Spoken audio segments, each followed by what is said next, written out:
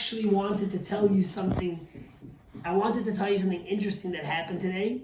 But before that, I wanted to bring another guest. So last week we brought Mushki, our oldest daughter, who is so amazing and has spent the last year in Israel. Now we're bringing you Levi, our son who lives in Baltimore. Many of you know Levi from all his years here in Chestnut Hill. Also, some of you know that Levi won the special contest in New York from all the yeshivas worldwide, and he learns a lot of Torah. And I want to make sure that my tuition dollars are not being wasted. So I said, hey, Levi, you're sitting here ready for 3 weeks in the house. Inspire us. Tell something to the people. So, Levi, take it away. Okay, good afternoon, everyone. This week we read about the permanent fire that burned on the altar at all times, the Eish Tamid, the fire from God that was everlasting. And the Torah tells us that every morning, one of the priests, one of the Kohanim would come and put in a few pieces of wood into this fire so it would burn that day. So the sages all ask that this fire was everlasting and these few pieces of wood were insignificant for it to continue burning. The fire burnt miraculously, and if the fire burned miraculously, these 3-4 pieces of wood weren't what kept the fire burning. So the sages ask, what was the need for these pieces of wood? So the sages explain that just like everything in Torah, this was a lesson for us in day-to-day life. That just like everything that we learn in Torah is not just a story to tell us what happened, but a lesson, so too this is telling us how the work of a Jew is able to reach more than it looks able to. That when the priest would come to light the fire, he was thinking, and every Jew in his day-to-day life thinks and is limited by nature, limited by the finite. And when he is able to channel that power into serving God and channel that power into something greater, God is telling us that we can reach the infinite and reach the divine. And that's what the Kohen was teaching us, and that's what this Torah is teaching us in this portion, that although it looks like we are finite and we are limited in nature, through us being able to channel our work in our life into serving God, we are able to reach the infinite and be able to reach that infinite light and transcend physicality and reach spirituality in a higher level. Shkoyach Levi. All right, at least I know my deposit was worth something. I'm not sure if it was tuition, but Levi, maybe we'll get Levi to visit more often. Maybe Yisrael will come on, or Necha, or Mushki will come on again. But now to continue the Dvar Torah. So I want to tell you why I'm on so late today, and not the same reason as I was yesterday. By the way, just that you know, throughout Corona quarantine at home for all of us and social distancing, and throughout in general, I am up every morning about 6 to 6:30, regardless. And no, I'm sorry, but I did not wait yesterday to see if people missed me. I got so many nice emails afterwards, people that felt bad that the rabbi wasn't feeling wanted. That was just for fun. I happened to have a busy morning, and that's why I came on late. But today, I'm on late for an entirely different reason, and I want to suggest it for you, and that's what I want to speak about. So, we've been home for 3 weeks now. Usually, Grunie and I, we get up in the morning, we get the kids dressed, we give them breakfast, pack their lunches, and send them to school, and then we both go to the office to our various meetings of the day, and end up coming home at 3:30 or 4:30, one of us to be there with the kids, etc. But since Corona, we've been spending all our time with the children. I go out to the office a bit, I'm in my study, but generally we're all in the house together. And I told Grunie today, you know what? We all know the difference of a mother and a father, right? We had a comedian, Tony V, who once came and he said he walks around his house and he always has 2 pieces of wood. So we asked him, why do you have 2 pieces of wood? He said, because it used to be that his wife would say, honey, are you busy? And he would say, no. And she would say, oh, I have something for you to do. So he always carries 2 pieces of wood in his hands. And whenever his wife says, are you busy? He says, yeah, I'm fixing something. I'm busy. So we all know the difference. Men get busy. They work for 10 minutes in the house. Then they find something to do. Women are the one that carry the home.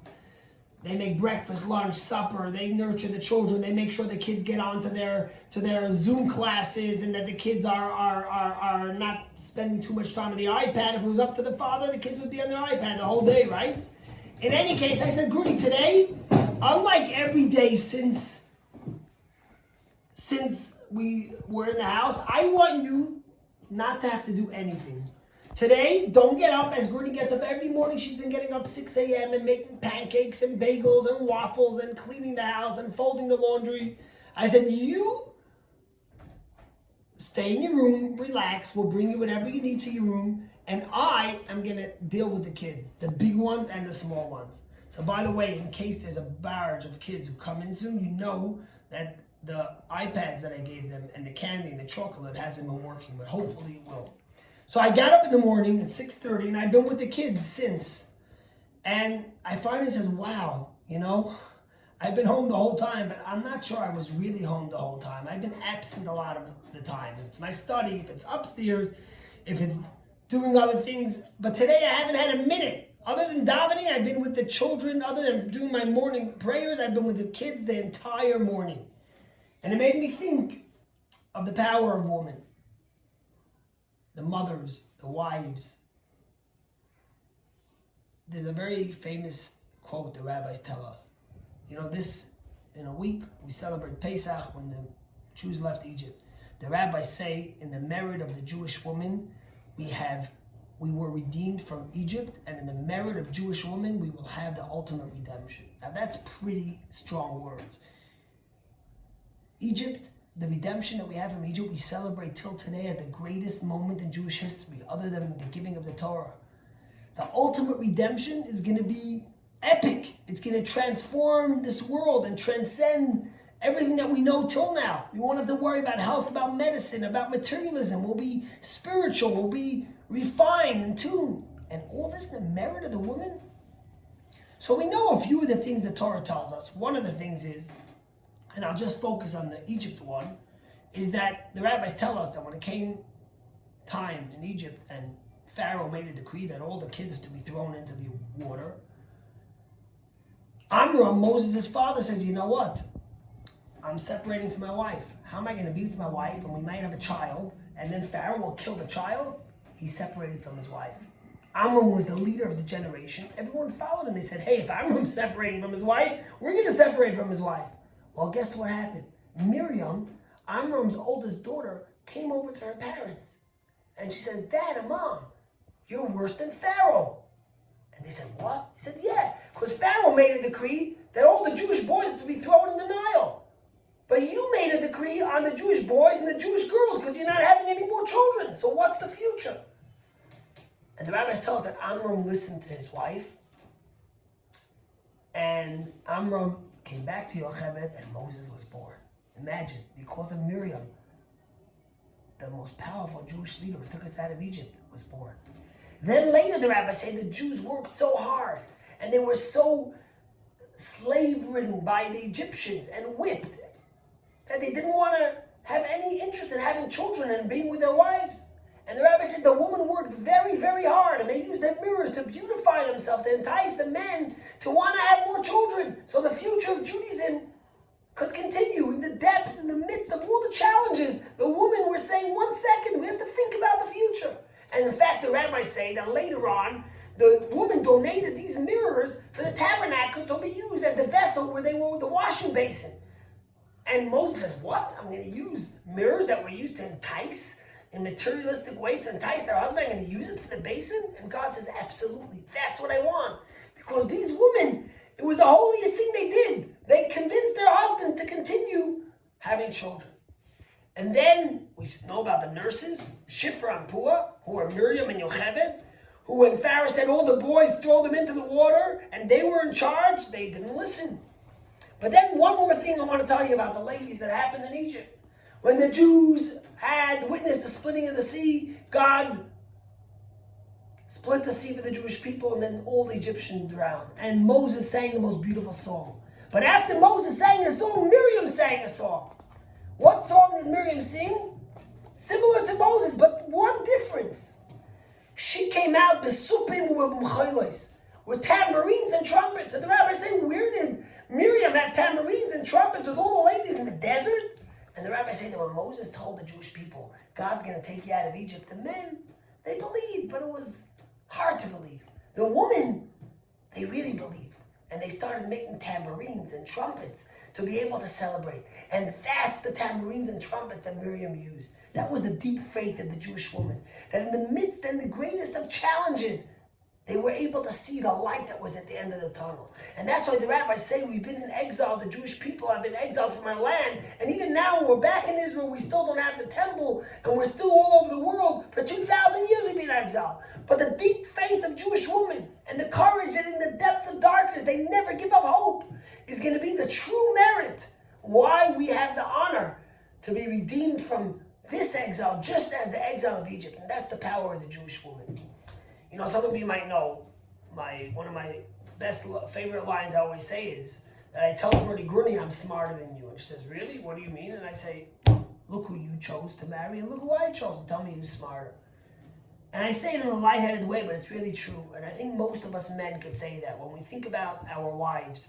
And most of us children could think about it when we think about our mothers. There's nothing like a Yiddish mama, the nurture of faith, the love they give us. Where would our seders be? What would our seders look like if not for our wives? So I recommend that as we are celebrating, getting ready to celebrate the exodus from Egypt, and we say those words, B'schus nashim tzidkanias, in merit of the holy, righteous woman, we were redeemed from exile of Egypt, and in their merit will be redeemed from this exile. I say, you do what I did. Tell your wives one day this week, hey, if we have little kids at home, you don't have to do anything. No laundry, no washing, no making dinners, no making lunches. We'll bring you what you want. Binge on Netflix, read a book, pray, study, but we won't bother you. See how it is. And maybe then you'll appreciate your wives and your mothers much more. And maybe then everyone will be happier and contribute more to this life we're living now, which might last another few weeks or a month. Who knows? But then maybe the men will contribute more. And I'll finish with one last thing, that we're in quarantine now. And again, talk about giving up hope and saying, oy vey, what's going to be? Again, you think the difference of men and women. Men, easy to get frustrated and easy to say, oh my gosh, I can't anymore, I'm out. Women have much more staying power. In the merit of the woman, in the merit of the consistency and the perseverance and the faith of the woman, we will overcome this challenge too. And one day we will look back at this coronavirus, and as painful and as hard as it was, some people losing family, and some people who lost their jobs and are hurting, or some people who are alone and lonely, we will look back at this one day in merit of those women and those mothers and those wives, and we will say, you know what? What a blessing we got from there. It wasn't easy, but we found good things to do. And I'll say one last thing. Today I saw a beautiful thing. Bob Kraft sent the plane of the New England Patriots to China to pick up 1.3 million special masks, the N95 or whatever they're called. I think that's what it is. And in fact, the plane of the Patriots had to be retrofitted because it wasn't able to fly to China. They sent it to Ohio for a week, and they took care of that. And then they sent it to China. They weren't allowed to leave the plane, and they were only allowed to stay there for 3 hours without leaving. And they got 1.3 million of the 1.7 million masks that had to come to New England. They got it in within 2 hours and 57 minutes, and they took back off to Alaska, and the masks are coming here. And the Crafts donated $2 million to pay for half of the masks plus their plane. And I saw something even nicer. Instead of hoarding it only for Boston, and we needed it in Massachusetts, and our hospitals needed it, the Kraft said we're also going to give some to New York. And they're giving 300,000 of those precious masks who no one's sharing them. They're saying we're giving it to New York. So I want to say, Yasher Koyach, we're lucky to have the Crafts live in our community. Bob has been a friend of Chabad at Chestnut Hill and of so many, and of the CJP and the Jewish community here. And we always, sometimes it's easy to have bad headlines about people. And the good headlines you don't see, but it's a mensch who did something tremendous, in giving of his money, of his time, of his personal, of the Patriots plane, but also in being able to share it with New York. To me, that was it touched me very much, because it showed that even in this time of hoarding and of crisis, we're able to see beyond just ourselves. Have a great day. Go do what I said to your wives. Give them the next day off or whatever, and let us merit redemption.